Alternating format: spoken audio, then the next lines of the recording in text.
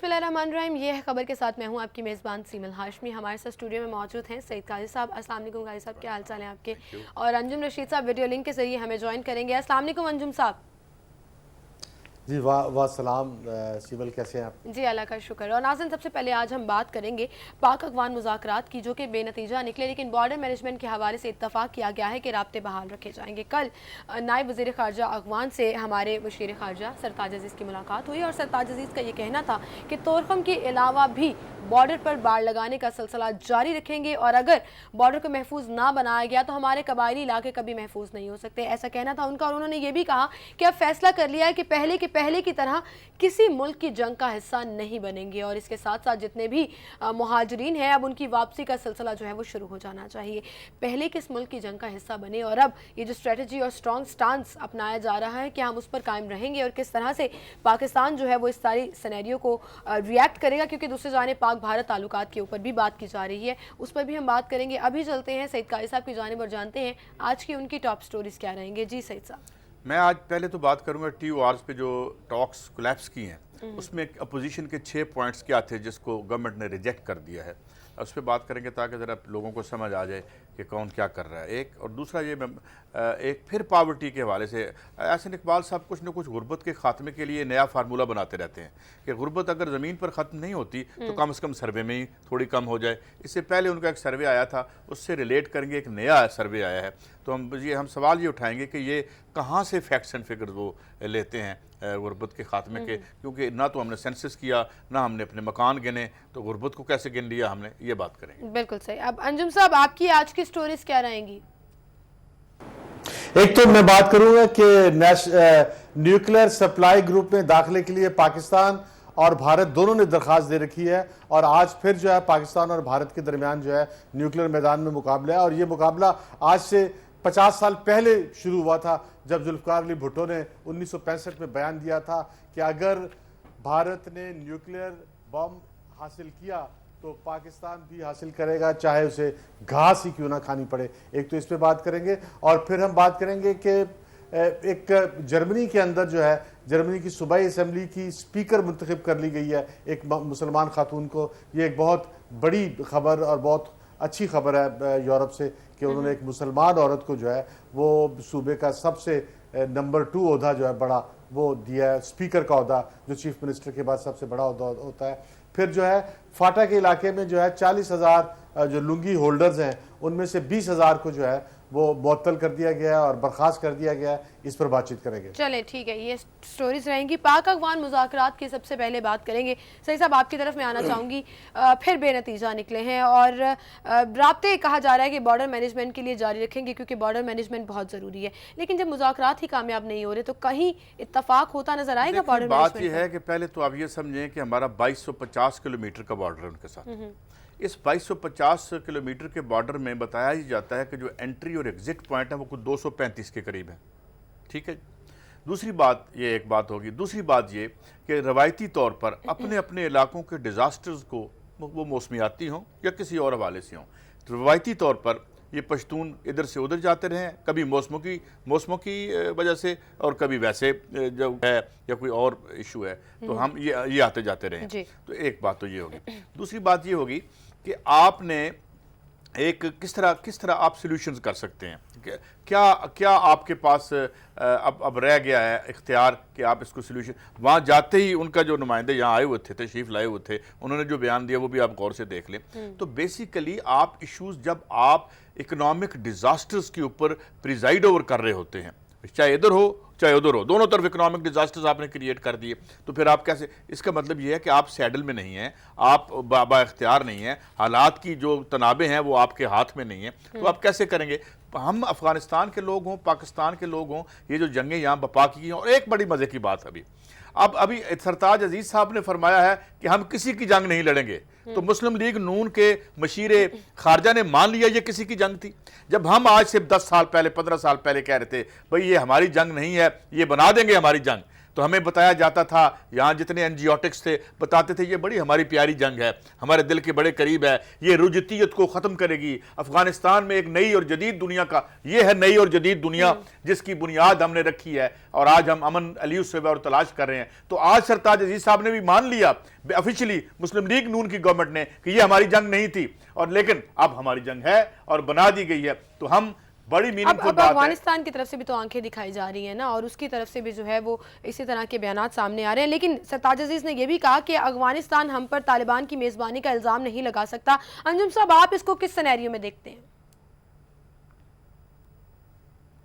جو ہے وہ افغانستان ڈیورنڈ لائن پر جو ہے دباؤ میں اضافہ کر رہا ہے، اور وہ یہ کہہ رہا ہے کہ ہم ڈیورنڈ لائن کو نہیں مانتے، ڈیورنڈ لائن جو ہے وہ سرحد نہیں ہے، اور اس سے پہلے جو ہے وہ حامد کرزئی یہ بات بھی کہہ چکے ہیں کہ نہ ہم نے ڈیورنڈ لائن کو مانا ہے نہ ہم مانیں گے۔ اس سے پہلے انگور اڈا پہ انہوں نے جھگڑا کیا، اور انگور اڈا ہم نے جو ہے انگور اڈا پہ ایک گیٹ تعمیر کیا تھا اور ایک بلڈنگ بنائی تھی، وہ ہم نے اس کے حوالے کر دی۔ اب جو ہے طورخم پر ہم چاہ رہے ہیں کہ صرف سمگلنگ کو روکا جائے اور دہشت گردوں کو روکا جائے، کیونکہ دہشت گرد جو ہے افغانستان سے آ رہے ہیں، جس میں انڈین ایجنٹ بھی ہیں، جس میں افغان ایجنٹ بھی ہیں، جو پاکستان میں آ کے تباہی مچاتے ہیں، اور ان کو روکنے کے لیے جو ہے وہ طورخم پر ہم نے ایک گیٹ تعمیر کرنے کی کوشش کی اور ایک بلڈنگ بنانے کی کوشش کی تاکہ ہر آنے والے کا نام لکھا جائے، اس سے اس کا پاسپورٹ دیکھا جائے، اور بغیر پاسپورٹ کے اور بغیر راہداری کے ڈاکومنٹ کے کسی کو آنا نہ دیا جائے۔ لیکن افغان گورنمنٹ جو ہے وہ ریگولرائز نہیں کرنے دینا چاہتی، افغان گورنمنٹ نہیں چاہتی کہ ہم جو ہے ڈیورنڈ لائن پر جو ہے آمد و رفت کو ریگولر کریں، اور اس پر وہ کسی نہ کسی بہانے سے پاکستان کے خلاف کارروائی کر رہی ہے۔ اصل میں ابھی پچھلے دنوں طورخم بارڈر بند ہوا تھا، 6 دن بند رہا اور پھر دوبارہ بحال ہوا۔ طورخم بارڈر بند ہونا جو ہے وہ افغانستان کے لیے بھی قابل جو ہے وہ برداشت نہیں ہے، کیونکہ افغانستان کے اندر آٹا، گھی اور جو ہے دالیں جو ہیں وہ پاکستان سے جاتی ہیں، اور آٹا اور گھی کی اگر پاکستان کا طورخم بارڈر بند ہو جائے اور پاکستان سے آٹا اور گھی جانا بند ہو جائے تو افغانستان کے اندر ایک سیاسی بحران پیدا ہو جائے گا۔ اور پاکستان گندم صرف اپنے لیے نہیں اگاتا، بلکہ پاکستان جو ہے گندم افغانستان کے لیے اگاتا ہے، اور افغانستان کی بھی گندم کی ضرورت ہم پوری کرتے ہیں، اور پاکستان لیکن انجم صاحب، افغانستان جس طرح کا سلوک کر رہا ہے، جس طرح کا سلوک افغانستان کی طرف سے پاکستان کے لیے کیا جا رہا ہے، کیا پاکستان کو اتنا ہی فرینڈلی رہنا چاہیے؟ اب کل نائب وزیر خارجہ کی ملاقات ہوئی مشیر خارجہ سرتاج عزیز سے، یہاں پر وہ تمام مذاکرات مان گئے، واپس اپنے ملک جا کر ہر چیز سے مکر گئے، اور یہ کہا کہ ہماری جگہوں پر جو ہے وہ پاکستان گیٹ بھی لگا رہا ہے، باڑ بھی لگا رہا ہے، ہماری حدود میں آ کر جو ہے وہ کارروائی کر رہا ہے۔ تو اس طرح کی سچویشن میں کیا ہمیں فرینڈلی ہی رہنا چاہیے؟ ہمیں فرینڈلی ہی رہنا پڑے گا، ہمیں جو ہے افغانستان کے بارڈر کو جو ہے وہ گرم نہیں رکھنا چاہیے، ہمیں افغانستان کے بارڈر پر صلح کی اور امن کی بات کرنی چاہیے۔ افغانستان کا کیونکہ پاکستان پہ وہ اپنا انحصار کو کم کر رہا ہے، اب افغانستان نے جو ہے پہلے افغانستان سے جو جتنی بھی امپورٹ ہوتی تھی اس کا راستہ پاکستان تھا، اب افغانستان نے سینٹرل ایشیا سے راستے کھول لیے ہیں اور ایران سے راستے کھول لیے ہیں۔ افغانستان پاکستان پر انحصار کم کرنے کی کوشش کر رہا ہے، اور وہ آٹا اور گھی اور باقی چیزیں جو پاکستان سے پوری کرتا تھا اب وہ سینٹرل ایشیا سے اور ایران سے پوری کر رہا ہے۔ اور پھر یہ ہے کہ طالبان کے معاملے میں بھی پاکستان پہ جو ہے انحصار افغانستان نے کم کرنے کی کوشش کیا ہے۔ پچھلے دنوں انہوں نے گلبدین حکمت یار سے جو ہے وہ معاہدہ کر لیا ہے۔ گلبدین حکمت یار بھی افغانستان کی ایک بڑی طاقت ہے جو طالبان کے ساتھ مل کے لڑ رہے تھے، اور وہ پاکستان کے حامی تھے، اور پاکستان میں بہت عرصے انہوں نے پناہ بھی حاصل کی رکھی، شاید آج کل بھی پاکستان میں انہوں نے پناہ حاصل کی ہے، لیکن انہوں نے پاکستان کی مرضی کے بغیر افغان گورنمنٹ کے ساتھ معاہدہ کر لیا ہے، اور افغان گورنمنٹ کے ساتھ انہوں نے جو ہے وہ شامل ہونے کا فیصلہ کیا ہے، اور وہ پاکستان کی اس میں مرضی شامل نہیں ہے۔ قاضی صاحب، آپ کیسے دیکھتے ہیں، کیا افغانستان اپنا انحصار کم کر رہا ہے پاکستان پر، اور پاکستان کو کیا کرنا چاہیے؟ وی آر مسنگ اے بنیادی پوائنٹ ہم مس کر رہے ہیں۔ وہ بنیادی پوائنٹ یہ ہے کہ دونوں بارڈرز کے دونوں اطراف میں جو بھی حکمران یا رولنگ کلاس بیٹھی ہوئی ہے وہ کتنی با اختیار ہے۔ افغانستان کی پہلے بات کر لیں، کابل سے باہر عبداللہ ہو یا ان کے دوسرے پریزیڈنٹ صاحب ہوں، ان کا کتنا اختیار ہے؟ پہلے تو یہ بتائیں، ان کا اپنے ملک میں کوئی اختیار ہے جو ہمیں وہ کوئی گارنٹی دے سکتے ہیں؟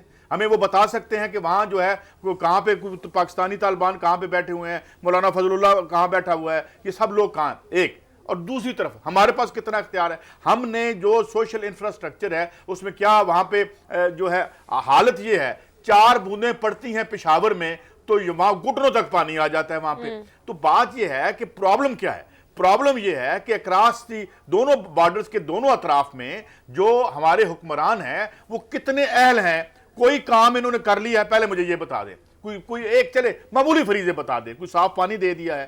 تو اتنے بڑے ایشوز جس کو آپ نے پچھلے 3-4 دہائیوں سے بڑی کنسسٹنٹلی ایک بربادی سے مسلط کی ہے, آپ نے جنگیں یہاں پہ کی ہیں. ضیاء الحق نے اپنے آپ کو دوام دینے کے لیے, یہاں اپنی لیجیٹیمیسی کو بنانے کے لیے یہاں جو کچھ کیا ہے اس کے نتیجے ہیں, اور اس کے نتیجے میں اب جو لوگ ہیں یہ اپنے پاناما کی TORs پہ لڑیں آپس میں یا افغانستان ٹھیک کریں. تو بیسیکلی دی کوسچن جو ہے وہ یہ ہے کہ ان کی صلاحیت کتنی ہے, ان میں اختیار کتنا ہے, ان کا ان حالات پہ کنٹرول کتنا ہے.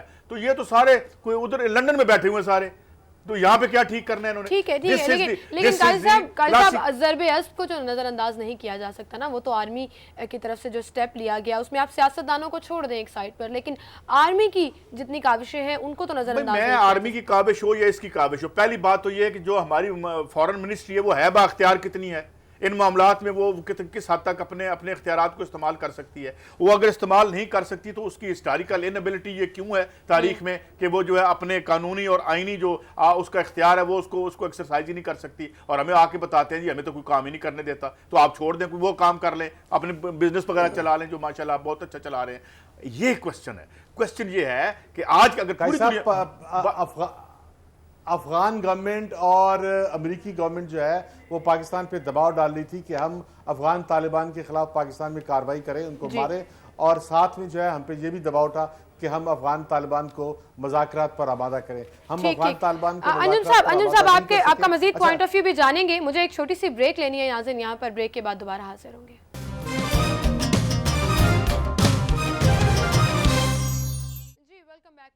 انجم صاحب سے ہم بات کر رہے تھے. قاضی صاحب آپ کا کنکلوڈنگ جو کمنٹ ہے وہ میں ضرور لوں گی. انجم صاحب آپ کیا کہہ رہے تھے, بات کو کنکلوڈ کیجئے گا. ہاں, میں یہ کہہ رہا تھا کہ افغانستان کے اندر ایک نئی صورتحال پیدا ہوئی ہے کہ گلبدین حکمت یار سے اور افغانستان کی گورنمنٹ کے درمیان جو ہے وہ معاہدہ ہو گیا ہے.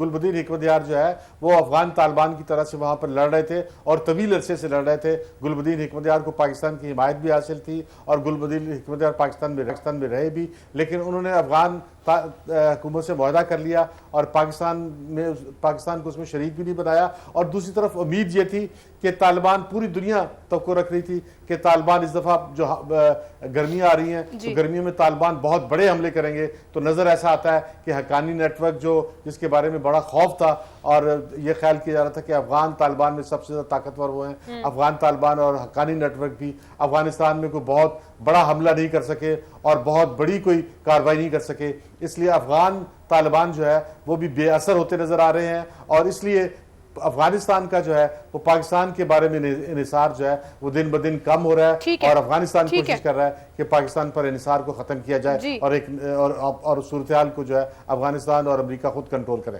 ٹھیک ہے قاضی صاحب, آپ کیا کنکلوڈنگ پوائنٹ؟ تھوڑی دیر پہلے انجم صاحب نے فرمایا کہ یہاں سے سارا سامان تو جا رہا ہے ادھر سے, اب کوئی اور ٹریڈ روٹ بنا لے وہاں پہ, انحصار ختم نہیں ہو سکتا, بارڈر ختم نہیں ہو سکتے, ہمسائے بدل نہیں سکتے. پہلی بات یہ. دوسری بات یہ جو میں نے پہلے نقطہ اٹھایا تھا, چلیں آج افغانستان کے تو آپ نے مثال دیکھی, سیریا حل کر لیا انہوں نے, عراق حل کر لیا انہوں نے, یہاں ملینز آف لوگ ان کے گھروں اور ان کی سرحدوں پر بیٹھے ہوئے ہیں. یہ عہد کے حل کا زمانہ نہیں ہے, یہ عہد میں مسائل کا زمانہ ہے. اور مسائل کے زمانے کی وجہ یہ ہے کہ ریاستوں نے اور حکومتوں نے اپنے فرائض وہ نہیں کری اور وہ ٹیک اوور کر رہی ہیں.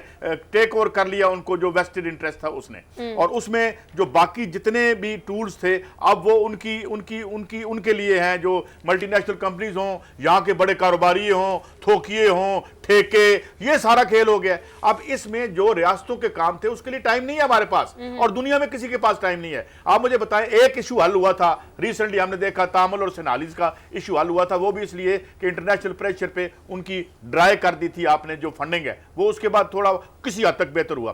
اگر آج کیا معاملہ ہے, آج یہ معاملہ ہے کہ آپ کا آفیشیل سٹینس یہ ہے کہ اس خطے میں امریکہ نہیں چاہتا, اور یہ بات میں سے اتفاق کرتا ہوں کہ اگر یہاں سٹیبلٹی ہو جائے تو اس کے جو انٹرسٹ ہیں یہاں پہ, جو اس کے سفارت خانے جو ہیں اتنے بڑے بن گئے ہیں, سیکریٹریٹ, یہاں ان کے جو اکنامک انٹرسٹ ہیں وہ یہاں سے نکل جائے گا, اور خاص طور پر ایک ایسے عہد میں نکل جائے گا جس عہد میں चाइना की एक्सपेंशन हो रही है, तो ये इश्यूज हैं। We are in a trouble for a very long time, और ये हमारी अपनी मेकिंग की है, जिस तरह सरताज अजीज साहब ने कहा, और आलमी ताकतें भी नहीं चाहती कि अमन हो। आप जितना मर्जी कोशिश कर लें, इस जंग से जो है वो बचा नहीं जा अमेरिका मेरा ख्याल पाकिस्तान और अफगानिस्तान में कोई इकोनॉमिक जो है वो फायदा नहीं उठा रहा, और ना ही अफगानिस्तान में कोई अमेरिका के पास। लेकिन अमेरिका कभी चाइना के लिए स्पेस नहीं छोड़ेगा अंजुम साहब, तो फिर यहाँ क्यों 600 बिलियन डॉलर लगा दिया? अमेरिका चाइना के लिए, ये ऐसी ख्याल है हमारा, अमेरिका चाइना के लिए स्पेस की नहीं छोड़ेगा।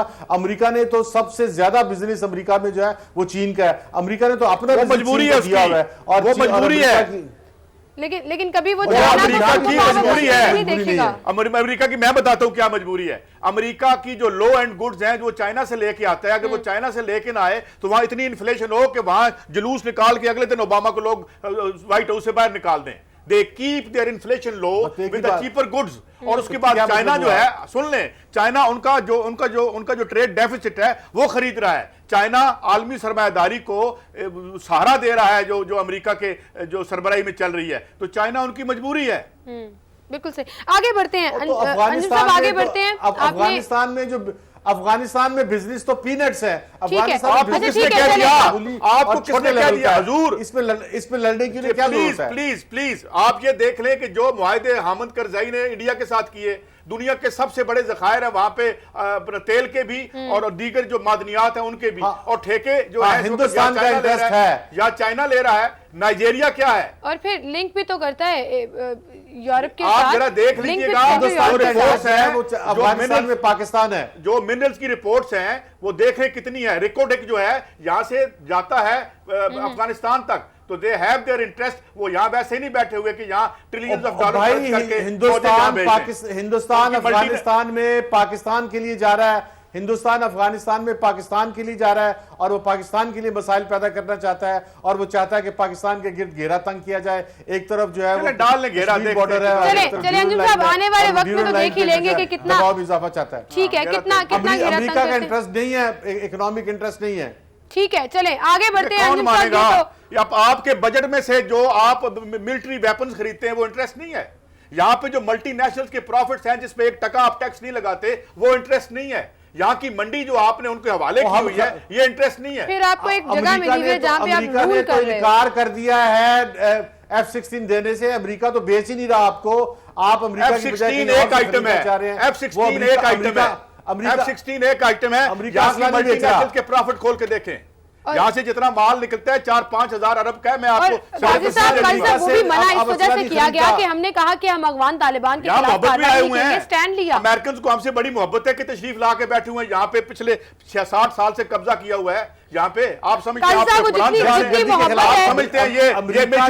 सब चला रहे हैं, ये आप समझते हैं कि ये दहशतगर्दी के खिलाफ पाकिस्तान आया है, अमेरिका दहशतगर्दी के खिलाफ मिडल ईस्ट गया है, अमेरिका और दहशतगर्दी के खिलाफ ऐसा भी तो हो सकता है कि दहशतगर्दी फैलाई अमेरिका। राव दहशतगर्दी वो सीरिया में लेके गया, दहशतगर्दी वो अफगानिस्तान में लेके आया, दहशतगर्दी वो इराक में लेके आया। ये हिस्ट्री है और बड़ी ऑब्वियस है। चले आगे बढ़ते हैं। अभी दहशतगर्दों को आज अगर कोई मार रहा है, कोई बम्बार्टमेंट कर रहा है, कोई ड्रोन हमले कर रहा है, तो सिर्फ अमेरिका है। अमेरिका दहशतगर्दों के खिलाफ सबसे ज्यादा कार्रवाई कर रहा है। सिर्फ अमेरिका ही लड़ रहा है। पाकिस्तान में एक आदमी भी आपसे पाकिस्तान लड़ रहा है। इस बात पे एक आदमी भी इस वतन अजीज में आपसे इत्तेफाक नहीं करेगा। बहरहाल आगे बढ़ते हैं। चलें अंजुम साहब, अमेरिका कितना सिंसियर है पाकिस्तान के साथ और दहशतगर्दी के खिलाफ अमेरिका और यूरोप भी तो लड़ रहा है, और कौन लड़ रहा है? मैं अगली स्टोरी पर जाना चाह रही हूँ। भारत की सपोर्ट की जा रही है अमेरिका की जानिब से NSG ग्रुप में, और कल भारतीय वज़ीर ख़ारजा के बयान आए, आज हमारे वज़ीर दाखिला ने उनके जवाब दिए हैं। तो इस सिनेरियो को आप कैसे देखते हैं? आज देखें, आज सियोल के अंदर एक कॉन्फ्रेंस हो रही है जो कल शुरू हुई थी और ये एक हफ्ता जारी रहेगी। इसमें पाकिस्तान और भारत दोनों ने दरखास्त दे रखी है कि उन्हें न्यूक्लियर सप्लाई असला ग्रुप में मेंबरशिप दी जाए। अगर न्यूक्लियर सप्लाई असला ग्रुप की मेंबरशिप मिल जाती है तो हमें जो है एटमी रिएक्टर, एटमी बिजली घर और एटमी जो है वो मेडिकल, एग्रीकल्चर और बहुत से दूसरे शोबों में काम करने की इजाज़त मिलेगी, और हमें बहुत सी मशीनरी मिलेगी, बहुत से आलात मिलेंगे, और एटमी मैदान में हम बहुत तरक्की कर पाएंगे। और इसके लिए आज पाकिस्तान और भारत का आज भी न्यूक्लियर मैदान में मुकाबला है, और भारत और पाकिस्तान एक दूसरे के सामने खड़े हैं। आज से 50 साल पहले भी सूरत हाल यही थी। आज से 50 साल पहले मैं आपको याद दिलाना चाहता हूं कि जुल्फकार अली भुट्टो ने 1965 में जो है कहा था कि अगर भारत ने न्यूक्लियर असला बनाया, न्यूक्लियर बम बनाया, तो पाकिस्तान को चाहे घास ही क्यों ना खानी पड़े, हम भी असला जरूर बनाएंगे, हम भी न्यूक्लियर बम जरूर बनाएंगे। लेकिन 1975 में जब दोबारा जुल्फकार अली भुट्टो से पूछा गया तो जुल्फकार अली भुट्टो ने ये घास खाने वाले बयान को वापस ले लिया। उन्होंने कहा कि नहीं, पाकिस्तान गरीब मुल्क है, हम जो है वो एटम बम नहीं बनाना चाहते और हम जो है वो घास नहीं खाना चाहते। लेकिन असल में हमारा मुकाबला जब हमने इनकार किया था उस वक्त भी जारी था, और जब हमने इकरार किया था उस वक्त भी जारी था। और हमने 75 में जो है वो फ्रांस से मुआहदा किया कि फ्रांस हमें जो है वो एटमी बिजली घर बना के देगा। लेकिन अमेरिका की तरफ से हमारे खिलाफ दबाव आया कि हम फ्रांस से जो है एटमी बिजली घर का मुआहदा मंसूख करें, और अमेरिका मुसलसल दबाव डालता रहा, हत्ता कि किसिंगर पाकिस्तान आए और किसिंगर ने आकर जुल्फकार अली भुट्टो को धमकी भी दी कि अगर आपने जो है ये मुआहदा एटमी बिजली घर हासिल करने का मंसूख न किया तो इसके बहुत बुरे नताइज होंगे। असल में वो एटमी बिजली घर के मुआहदे की बात नहीं हो रही थी, असल में वो जानते थे कि पाकिस्तान जो है वो एटम बम बनाने की कोशिश कर रहा है और एटम बम बना रहा है, और ये मुकाबला 50 साल से जारी है। आज भी सूरत हाल ये है कि उस वक्त अमेरिका जो है वो पाकिस्तान की मुखालफत कर रहा था 50 साल पहले, 75 की, हमायत तो आज भी नहीं कर रहा, 40 साल पहले की बात कर रहा हूँ। 40 साल पहले अमेरिका मुखालफत कर रहा था कि हम फ्रांस से जो है वो एटमी रिएक्टर ना खरीदें, और खुद अमेरिका जो है वो भारत की मदद कर रहा था। भारत का जो तारापुर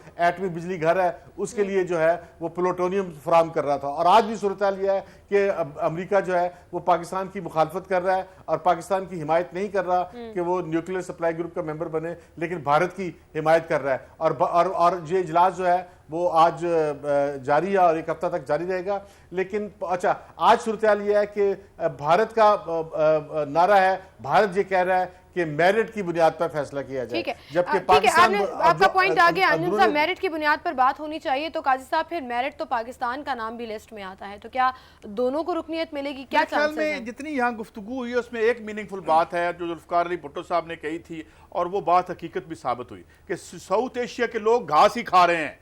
ये जिस किस्म की आपस में इनकी ये चल रही है सिलसिला, यहाँ के जो सोशल सेक्टर्स हैं, यहाँ पे अगर आप इंडिया को देख लें, आप पाकिस्तान को देख लें, आप जो है इवन इस पूरे रीजन को देख लें, तो आप ये देखते हैं कि इकोनॉमिकली जितनी डेप्रीवेशन यहाँ पे आई है, अफगानिस्तान को आप देख लें तो ये घास ही खा रहे हैं। और ऊपर ये एक बेमानी सी लड़ाई हो रही है, आप मेंबर बन जाए, मेंबर ना बन जाए, न्यूक्लियर मिल गया नहीं मिल गया। अच्छा, अगर इंडिया को मिल गया है तो सब सारण अफ्रीका से गंदे फिगर्स क्यों हैं, इंडेक्स क्यों है यूनाइटेड नेशन के मुताबिक? वहां पे जो है 24 रुपए डेली पे रहना, जो शीला दीक्षित है उसका कहना था, जो पंजाब की चीफ मिनिस्टर थी यहाँ पे दिल्ली में, वो कहती थी जी 34 रुपए बहुत होते हैं एक इंसान के लिए जिंदगी बसर करने में। जिस तरह भी मैं अपनी स्टोरी पे आऊंगा कि जो गुर्बत के ये इंडेक्स बनाते हैं, तो ये लोग घास खाते रहेंगे जब तक ये हो ये रहा है कि ये लड़ाइयां तो हमारे लिए हैं। असल अंदर की जो वारदात है वो ये कि कार्टल्स ने टेक ओवर कर लिया है। कार्टल जो है वो बिहाइंड है, जिस तरह मोदी है, मोदी के पीछे पूरा कारपोरेट सेक्टर है उनके, उन्हीं के लिए काम करने आए हैं, उन्हीं के लिए कानून बनाने हैं। ऊपर से रुकनियत कर लो ना कर लो, क्या हो जाएगा करने और ना करने से? ये भी तो कहा जा रहा है कि अगर रुकनियत ना मिली तो मोदी की हुकूमत के लिए हमारे लिए बहुत ज्यादा सिमिल बात, हम पाकिस्तान के लिए बहुत ज्यादा मैटर करती है कि पाकिस्तान न्यूक्लियर सप्लाई ग्रुप का मेंबर बने या ना बने, और भारत के लिए भी जो है बहुत ज्यादा मैटर करती है। और ये गलत है कि भारत, अगर भारत का नाम सिर्फ उनकी रूलिंग एलीट है और हमारी भी सिर्फ रूलिंग एलीट ही है, ये पाकिस्तान है, तो फिर यहाँ मैटर करता है पानी है, बिजली है, तालीम है या नहीं है, और वो नहीं है, वो कहीं नहीं है। जी, वो माल आपका पनामा जा रहा है। गौर से देखें तो भारत जो है वो दिन ब दिन तरक्की कर रहा है। अच्छा यार, वो दिखा दे किस दिन मुझे तरक्की आके बढ़ रहा है, वो 7.5% पे गया है, जहां पे गुर्बत जो है वो जहां पर 50% थी वो वहां पे 30% हो गई है, और दिन ब दिन गुर्बत ख्वाबों की बात और मिडिल क्लास बहुत बढ़ रही है। वेरीफिएबल फैक्ट बताएं, वेरीफिएबल के अंदर भी अगर हमें मुझे सोर्स बताएं, पॉवर्टी खत्म होने का सोर्स बताएं, वेरीफिएबल फैक्ट बताएं, कोई इंटरनेशनल एजेंसी कोर्ट करें, उनका अपनी सुने ओ भाई सुन तो लो यार। ओ भाई उनका जीडीपी ग्रोथ जो है वो आपका 3% है, और उनका जीडीपी ग्रोथ जो है वो 7.5% है। को आज लोगों ने तरक्की का मेजर मानने से इनकार कर दिया। ग्रोथ हो रही है, तरक्की हो रही है, पैदावार हो रही है, वो जो पैदा चीजें होती है, सुन तो लो यार, पैदावार होती है लोगों को, बात तो सुन लो यार। जब ग्रोथ रेट बढ़ता है, पैदावार होती है, कहते हैं 7.5%, تو اس میں لوگوں کو ملازمتیں ملتی ہیں. جب ملازمتیں ملتی ہیں تو تنخواہیں ملتی ہیں, اور وہ پیسہ جو ہے وہ امیروں کے پاس بھی جاتا ہے, نیچے غریبوں کے پاس بھی آتا ہے. تو گروتھ ریٹ جو ہے 7.5% ہے, جو کہ بہت بڑی ہے, جو کہ بہت سن لیں گے, اور غربت ہر سال کم ہو رہی ہے, ہر سال کم ہو رہی ہے, ہر سال غربت کم ہو رہی ہے, اور پاکستان میں بھی ہمیں غربت, پاکستان کا گروتھ ریٹ بھی بڑھانے کی ضرورت ہے. آپ اتنی سن لینا, یہ پریوں کی کہانی سنا رہے ہیں آپ. آج جو ماڈرن اکانومسٹ ہیں, ابھی میں آپ کو کوٹ کر دیتا ہوں کہ جی ڈی پی کو وہ میجر ماننے کے لیے تیار نہیں ہے. وہ کہتے ہیں کہ نہیں ہے, یہ آپ کی سوشل ویلفیئر جو ہے اس کا یہ میجر ہی ٹھیک نہیں ہے. جی ڈی پی جو ہے, آپ نیچرل ریسورسز کو نوٹوں میں تبدیل کرنے سے ویلفیئر نہیں ہوتی.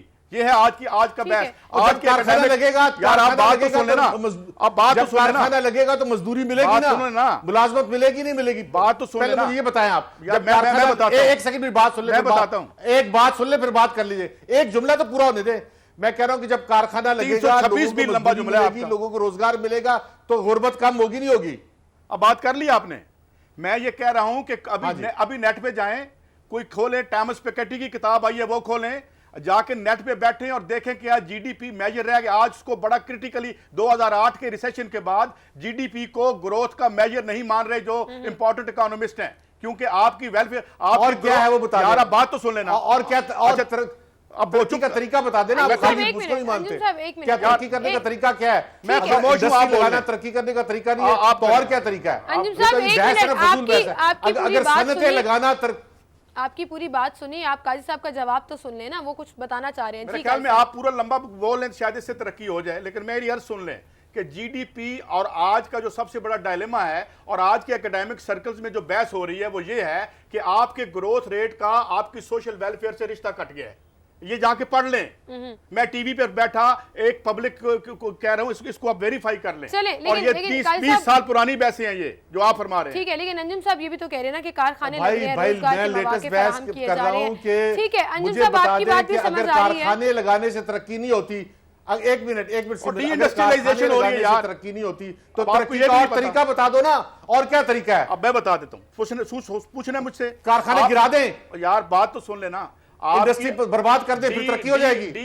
ڈی انڈسٹریلائزیشن ہو رہی ہے, سروس سیکٹر میں پیسہ لگ رہا ہے, پراپرٹی میں لگ رہا ہے, آپ کی جو سپیکولیشن ہے اس میں پیسہ چلا گیا ہے. امریکہ میں, دنیا میں آج کا عذاب یہ ہے کہ آپ کی ریئل اکانومی جسے مینوفیکچرنگ کہتے ہیں وہ نہیں بڑھ رہی. قاضی صاحب, آپ کی اگلی سٹوری بھی اس سے ریلیٹ کرتی ہے جو آپ غربت کے فیکٹس اینڈ فگرز دینا چاہتے ہیں. انجم صاحب مجھے بریک لینی ہے, مجھے ایک بریک لینی ہے, ایک منٹ ذرا آپ سے ضرور بات کریں گے. ناظرین ایک بریک لیتے ہیں, بریک کے بعد دوبارہ حاضر ہوں گے.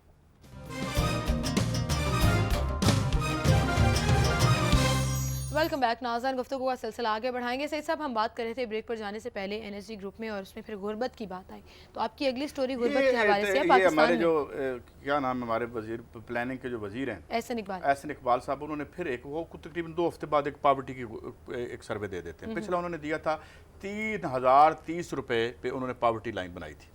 اچھا, پہلے میں آپ کو بات غربت کی بتاؤں. یہ لوگ جو ہم بیٹھتے ہیں نا, جو بڑے بڑے مشاعرے اور بڑی بڑی تنخواہیں لیتے ہیں, ہم بڑی پیار سے کہہ دیتے ہیں اب ورلڈ دنیا میں جو پاورٹی لائن انہوں نے بنائی ہے, جو انتہائی شرمناک اور منافقانہ ہے, وہ $1.25 ہے. $1.25 کی آپ نے پاورٹی لائن بنا رکھی ہے. اچھا, اب آپ یہ بتائیں کہ $1.25 پہ کوئی انسان دن میں رہ سکتا ہے؟ اور اس کا مطلب ہے کہ $1.26 کمانے والا غریب نہیں ہے آفیشلی. پاکستان میں جو ایک اڈلٹ ہے, اگر وہ 3031 روپے کماتا ہے تو آفیشلی وہ مہینے میں 1 adult per month, وہ غریب نہیں ہے آفیشلی. اور یہ جو روز بنا کے لے آتے ہیں, ایک غربت کی گھٹا کے لے آتے ہیں. یہ سب سے پہلے کام شروع کیا تھا جو تھے پرویز مشرف صاحب کے وزیر اعظم, کیا نام ہے, شوکت عزیز صاحب, کہ وہ کہتے تھے وہ غربت کا بینچ مارک نیچے کر کے لوگوں کو پاورٹی سے باہر نکال دیتے تھے, لہذا اخبار کی سرخیوں میں غربت. پہلے تو مجھے یہ بتائیں, $1.25 پہ یہ ہے انٹرنیشنل آپ کا سٹینڈرڈ؟ کوئی انسان کا بچہ انسان کی طرح زندگی بسر کر سکتا ہے؟ یہ پاورٹی ریڈکشن کی جو ہم بات کرتے ہیں, پاکستان میں 3030 روپے پہ پاورٹی لائن ہے. 3031 روپے پہ. پہلے تو اس منافقانہ جو آپ نے بینچ مارک بنایا ہے اس کو تبدیل کریں. 3030 روپے آپ 3 منٹ میں یہاں خرچ کر دیتے ہیں, جو آپ کا لیونگ سٹینڈرڈ ہے. یہاں پہ بجلی کا بل 25-30 ہزار ایک مڈل کلاس کا آتا ہے. تو اس میں پہلی بات تو یہ ہے. اور اچھا, اب یہ ان کے سٹینڈرڈز ہیں. پہلے تو یہ ان کے انٹرنیشنل سٹینڈرڈز ہیں, یہ ہمارے لوکل سٹینڈرڈز ہیں. سیکنڈلی جو ہے, ہم یہ دیکھتے ہیں کہ جو پاورٹی ہے وہ اس لیے بڑی ہے کیونکہ ریاستوں نے ہاتھ کھینچ لیا، اور ہاتھ کھینچنے کے بعد 80s میں جو نظریہ رائج کیا وہ یہ تھا کہ این جی اوز آپ کے مسئلے حل کریں گی. تو این جی اوز نے مسئلے حل کر لیے، اپنے بھی اپنے بچوں کے بھی، جتنی دیر تک فنڈنگ آتی رہی. تو اب یہ ایشوز ہیں ریاست کو، یہ ریاستوں کا کام ہے غربت ختم کرنا، اور وہ اسی وقت ختم ہو سکتا ہے کہ جب وہ اپنے وسائل کا رخ عوام کی طرف کریں. مگر یہ رخ عوام کی طرف نہیں ہے، یہ پاناما کی طرف ہے اور سیف ہیونز کی طرف ہے، اور جب تک یہ رہے گا یہ ہمیں جعلی اور 2 نمبر فگرز بیچتے رہیں گے. قاضی صاحب آپ کی فگرز کے مطابق تو پھر ہم جو ہیں وہ تو پھر ان کی اشرافیہ ہوئے، اگر 100 روپیہ پر ڈے پر یہ غربت کی لائن کھینچ رہے ہیں. انجم صاحب آپ اس کو کیسے دیکھتے ہیں؟ 100 روپیہ پر ڈے اور 3031 روپے مہینہ، کیا گزارا ہو سکتا ہے؟ کیا یہ آپ لائن کریٹ کر سکتے ہیں غربت کی کہ اس سے نیچے جو رہ رہے ہیں وہ غریب ہیں؟ دیکھیں گزارا نہیں ہو سکتا، یہ صرف میجرمنٹ کے لیے ایک پیمانہ بنایا گیا ہے. گزارا اس میں یقیناً نہیں ہوتا کہ یہ سوا معذرت کے ساتھ بہت ہی بھوندا پیمانہ ہے اگر انہوں نے یہ رکھا ہے تو. لیکن بات یہ ہے کہ پاکستان میں جو ہے وہ معاشی بہتری تو آئی ہے. پاکستان میں معاشی بہتری آنے کی بہت سی وجوہات ہیں. ایک وجوہات تو یہ ہے کہ تیل کی قیمتوں میں کمی ہوئی ہے. پاکستان کو جو تیل کی قیمتیں کم ادا کرنی پڑ رہی ہیں، تیل سستا مل رہا ہے. پھر پاکستان میں انڈسٹری جو ہے وہ بہت کسی حد تک بہت تھوڑی. تو انجم صاحب دوسری طرف آپ یہ بھی تو دیکھیں نا، ہیلتھ کی فیسلٹیز نہیں ہے، تعلیم کی فیسلٹیز نہیں ہے، صاف پانی نہیں مل رہا لوگوں کو، بجلی نہیں مل رہی ہے، گیس نہیں مل رہی ہے. یہ درست ہے کہ ہیلتھ کی فیسلٹیز نہیں ہے. ہیلتھ کی فیسلٹیز جو ہے وہ پہلے بھی نہیں تھی. ایجوکیشن کی فیسلٹیز جو ہے وہ صدیوں سے پاکستان میں نہیں تھی، لیکن ایجوکیشن کی فیسلٹیز جو ہے وہ تھوڑی بہت اس میں اضافہ ہوا ہے. ہیلتھ کی فیسلٹیز میں اضافہ ہوا، اتنا اضافہ نہیں ہوا کہ جو لوگوں کے مسائل حل ہو گئے، لیکن جب تھوڑی سی تبدیلی آتی ہے تو ریاستیں اس کو جو ناپنے کا طریقہ ہے وہ وہی طریقہ ہے. اب ظاہر ہے کہ یہ راتوں رات غربت ختم نہیں ہو سکتی. جو صدیوں نہیں، ہزاروں نہیں، لاکھوں سالوں سے غربت موجود ہے اس خطے میں، وہ راتوں رات کیسے ختم ہوگی؟ اس کے ختم کرنے کے لیے ہمیں پوری قوم کو تیار کرنا پڑتا ہے، ان کو ایجوکیٹ کرنا پڑتا ہے، ان کو صلاحیت دینی پڑتی ہے، انہیں کام کرنے کی صلاحیت دینی پڑتی ہے، پھر کارخانے لگانے پڑتے ہیں. اچھا ایک سوال میں کروں آپ سے انجم صاحب، میرا ایک سوال ہے آپ سے. پاکستان میں جو لوگوں نے اپنی غربت ختم کی ہے، جو 1% ایلیٹ ہے، یہ کون سی ٹریننگ حاصل کی ہے؟ ذرا مجھے یہ تو بتا دیں ان کی کیا ٹریننگ تھی. یہ جو لوگ جن کی 9 سے 10 یا 15% بلیک اکانومی نے گرو کیا ہے، اس طرح ہمارے بچوں کو بھی بتا دیں کہ وہ کس طریقے سے محنت کر کے پاناما میں اپنے اکاؤنٹس بنا لیں، ان کی فیکٹریاں 1 سے 50 ہو جائیں. جی کیسے؟ یہ بڑے لائق بچے تھے، اور اس ملک کے بچے بڑے نالائق اور جاہل تھے جو غربت میں اور ذلت میں ہیں، اور لاکھوں سال لگ جائیں گے. ایک بات تو یہ ہے کہ وہ آدمی جس نے 2, 4, 10 کروڑ روپے اکٹھے کیے، جمع کیے کسی بھی طریقے سے، وہ ایک کام کر کے اس نے کارخانہ لگایا، کچھ لوگوں کو مزدوری دی، اور خود بھی جو ہے وہ اس میں سے پیسے کمانا شروع ہو گیا. پھر یہاں لوگوں نے اپنے بچوں کو جو ہے وہ انجینئر بھی بنایا ہے، اپنے بچوں کو جو ہے وہ اکاؤنٹس بھی پڑھایا ہے. مشورے بڑے مزیدار دیتی ہے ہماری یہ حکمران جو ہے. دال جو ہے وہ 250 روپے کلو ہے انجم صاحب، اور اسحاق ڈار صاحب پارلیمنٹ میں کھڑے ہو کے یہ کہتے ہیں کہ آپ چکن کھا لیں، دال کھانا چھوڑ دیں. یہ تو انجم صاحب ہر آدمی کو پتہ ہے یہاں امیر ہونے کا کیا طریقہ ہے، اور یہ طبقہ عمرہ میں جانے کے لیے کیسے جرائم کی راہداریوں سے گزرنا پڑتا ہے. دال روٹی کا مسئلہ تو ہم آپ حل کر لیتے ہیں، چھوٹی موٹی نوکری مل گئی ہمیں، ہم جو لوگ ہیں جو کتنے % ہوں گے مڈل کلاس میں. باقی جو یہاں پہ انٹولڈ ویلتھ ہے ایک طرف، اور ایک طرف انٹولڈ مزری ہے، اور اس میں سے وہاں اوپر جانے کے لیے آپ کو بھی پتہ ہے، آپ 35 سال سے صحافت کر رہے ہیں. اگر مجھے تھوڑا مذاق کرنے کی اجازت دیں تو مجھے لگتا ہے آپ نے صحافت کا آغاز غالباً 1857 کی جنگ آزادی میں کیا ہوگا. تو آپ سے تب تک میں یہ کہوں کہ آپ کو نہیں پتا کہ اوپر جانے کے رستے کون سے ہیں، کون کون کیسے گیا، تو پھر باقی دال روٹی ٹھیک کرنا تو آپ کا میرا کام ہے، وہ کر لیا ہم نے. دیکھیں اوپر جانے کے رستے تو جو بھی ہو وہ جائز رستے جو ہیں وہ دیر پانی ہے. اصل رستہ یہی ہے کہ اپنے بچوں کو پڑھاؤ، اپنے بچوں کو اہل کرو، اپنے بچوں کو ہنر سکھاؤ، اپنے بچوں کو انجینئرنگ سکھاؤ، اپنے بچوں کو پہلے خود سکول بنائیں، بچوں کو جو ہے میڈیسن سکھاؤ. سکول تو سرکار بنائے گی نا، تو حکومت نے پرووائڈ کرنے ہیں. پہلے ہم سکول کھولیں، پھر اس میں اپنے بچے کو داخل کر لیں. بغیر لوگوں 3 کروڑ بچے جو باہر بیٹھے ہیں، بغیر لوگوں انجم صاحب 3 کروڑ بچے باہر بیٹھے ہیں، بغیر لوگوں کو پڑھائے، بغیر لوگوں کو ہنر سکھائے ترقی نہیں ہو سکتی. کس نے ہنر دینا ہے؟ آدمیوں کا کام کرنا اور کارخانے لگانا ضروری ہے، اور کارخانے لگانا اور ترقی کرنا جو ہے وہ ایک ہی راستہ ہے. اس کے لیے لمبا راستہ ہے، یہ راتوں رات پورا نہیں ہوگا. ہم ایک ٹھیکہ لے کے تو راتوں رات کوئی اگلی 3-4 نسلوں کی غربت ختم کر لیتے ہیں. ہمارے بچوں کے لیے بہت لمبا راستہ ہے، اس راستے میں غرق ہو جائیں گے، چلتے چلتے برباد ہو جائیں گے، موت آ جائے گی، قبر آ جائے گی. اور پاکستان पाकिस्तान के 2 करोड़ बच्चे स्कूल ही नहीं जाते। आज स्कूल मौजूद होंगे तो स्कूल जाएंगे ना। मैंने खोलने हैं, साहब स्कूल कौन आपने खोलेगा? खोलने हैं। मेयारे तालीम आपका ये है कि प्राइवेट स्कूलों की बात करते हैं आपके उसके लेवल कर लेकर आएंगे, लेकिन मिसिंग फैसिलिटीज आप अभी तक पूरी नहीं कर सके। खैर आगे बढ़ते हैं। और रूलिंग अलीग बिल्कुल भी आवाम की वेलफेयर के लिए काम नहीं कर रही है अंजुम साहब, और उसका एक जो प्रायोरिटी है वो ये नजर आती है कि पनामा लीक्स के हवाले से जितने भी स्कैंडल्स आते हैं फिर उनके अंदर जो है वो उलझ जाते हैं। अब टीओआरएस का मसला पड़ा हुआ है। बिल्कुल ठीक, टीओआरएस में जो है ठीक है, लेकिन तरक्की के लिए पढ़ना जरूरी है, काम करना जरूरी है, काम का आना जरूरी है, काम की अहलियत जरूरी है, तरक्की के लिए पढ़ना जरूरी है, ट्रेनिंग जरूरी है। बिल्कुल जरूरी है। और तरक्की के लिए फिर पढ़ने के लिए स्कूल जरूरी है। स्कूल रियासत ने बनाने हैं, उसने उससे माफी मांग ली है और उसने कहा कि ना हम स्कूल बनाएंगे ना साफ पानी देंगे, ये सारे काम आप खुद कर लें। तो फिर हम इंशाल्लाह कोशिश करते हैं कि हम ये काम कर लें। आगे बढ़ते हैं। टीओआर पे बात करते हैं। टीओआर पे जो छह नुक्ताए डिफरेंस आया, जिन पे इत्तेफाक नहीं हो पाया, उसमें पहला नुक्ता तो एतजाज अहसन साहब ने ये बताया है कि जनाब हम एक स्पेशल कानून बनाना चाहते हैं कि क्योंकि ये जुर्म की नौइयत जो है गैर मामूली और एक्स्ट्रा ऑर्डिनरी है। फिर उन्होंने कहा कि ये ट्रांस जूरिसडिक्शनल मूवमेंट ऑफ मनी, यानी मतलब क्या कि एक जूरिसडिक्शन यानी एक मुल्क से दूसरे मुल्क में पैसा गया है तो ये एक मसला है, इसको कैसे पकड़ा जाए। तो उन्होंने कहा कि एक पावर ऑफ अटार्नी दिया जाए, यानी एक मुख्तारनामा दिया जाए हमें कि हम उसको एक्सेस कर सकें। ये सरकार के सामने जो कि मुतालबात रखे गए थे। और फिर साथ उस मुख्तारनामे में मैंडेट दिया जाए उस एजेंसी को, उस इन्वेस्टिगेटर को कि जाके वो चेक कर सके कि ये पैसा कहां से आया। और चौथी बात उन्होंने जो रखी वो ये थी कि बर्डन ऑफ प्रूफ जो है वो एक्यूज पे है, यानी जिस पे इल्जाम है वो बताए हमें कि ये पैसा बिल्कुल जायज था, ये ठीक था। और आखिर में ये है कि law should be applied without exception. अगर पीएम साहब हैं उन पे या उनके बच्चों पर लॉ को अप्लाई करना है। ये थे 6 टीओआर जो हमारी अपोजिशन ने सामने रखे, जिसके बारे में साद रफीक साहब का ये कहना है कि ये एक टारगेट किलिंग है पीएमएलएन की, उससे उन्होंने साफ इनकार कर दिया है। तो मेरे ख्याल में ये चैप्टर क्लोज है। तो होना ही था। काजी साहब डिफेंस टीम है, उसने अपनी तमाम जो भी लोग मुलविस हैं पनामा लीक्स में उसको डिफेंड तो करना ही है। अंजुम साहब आप कैसे देखते हैं इसको? देखिए गवर्नमेंट के पास 2 रास्ते हैं। एक तो रास्ता तो यह है कि वो टीआर मान ले और ये साबित करने के रास्ता साफ कर दे कि मियां नवाज शरीफ ने जो है वो रिश्वत के जरिए पैसे इकट्ठे किए और बाहर भेजे, और इसमें जो है वो मियां नवाज शरीफ की गवर्नमेंट भी खत्म हो जाए और मियां नवाज शरीफ का सियासी मुस्तकबिल भी खत्म हो जाए। एक रास्ता तो यह है कि टीआर मान ले और मियां नवाज शरीफ को जो है सियासी तौर पर भी वो मौत की तरफ धकेल दे और जो है गवर्नमेंट भी नहीं खत्म हो जाए।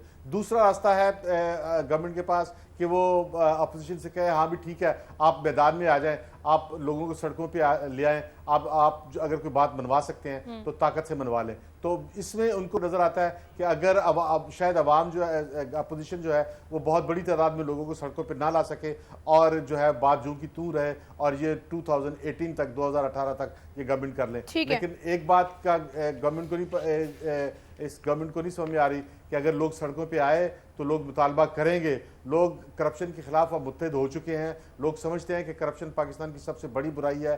तो इसमें गवर्नमेंट को बहुत ज़्यादा हजीमत उठानी पड़ेगी। और फिर साथ में जो है वो फौज पाकिस्तान भी चाहती है कि करप्शन का खात्मा हो। फौज पाकिस्तान ने एक बहुत बड़ा मैसेज दिया है कि सबसे पहले फौज के अंदर उन्होंने करप्ट लोगों के खिलाफ, लेफ्टिनेंट जनरल के खिलाफ, मेजर जनरल के खिलाफ, ब्रिगेडियर के खिलाफ उन्होंने इकदाम किए और ये मैसेज दिया। लेकिन अंजुम साहब ये जो कमेटी है और ये जो इजलास है ये इसी तरह से चलता रहेगा। तो सईद साहब कंक्लूडिंग पॉइंट में आपसे जरूर लेना चाहूंगी कि टीओआरस पेश किए जाते हैं, रिजेक्शन आ जाती है, हुकूमत को टीओआरस पेश करती है, ऑपोजिशन रिजेक्ट करती है, तो क्या ये सिलसिला चलता रहेगा? इस प्रोग्राम के प्लेटफॉर्म से कई दफा कह चुके हैं इसमें से कुछ नहीं निकलना, कोई बंदा अपने गले में फंदा नहीं डालेगा, ठीक है, और उन्होंने नहीं डाला। और अब जो है अपोजिशन, हमने ये देखना है कि अपोजिशन अपना तारीखी रोल कैसे अदा करती है, जैसे वो कह रहे हैं। क्योंकि हम तो चाहते हैं अगर ये पैसे ठीक है तो कोई बात नहीं, हमें बता दें, अगर नहीं ठीक तो हमारे पैसे थे तो हमें अपोजिशन से हमारा पूछना ये हक है कि आप जनाब इस पे अब हम हमारी जो अश्कशोई करवाएं। बिल्कुल सही, बिल्कुल सही। इसी के साथ टाइम भी हमारा खत्म हो गया, तो नाज़रीन आपसे इजाजत लेंगे। इंशाल्लाह कल सेम टाइम पे फिर से मुलाकात होगी। अपना बहुत सा ख्याल रखिएगा। अल्लाह हाफिज़।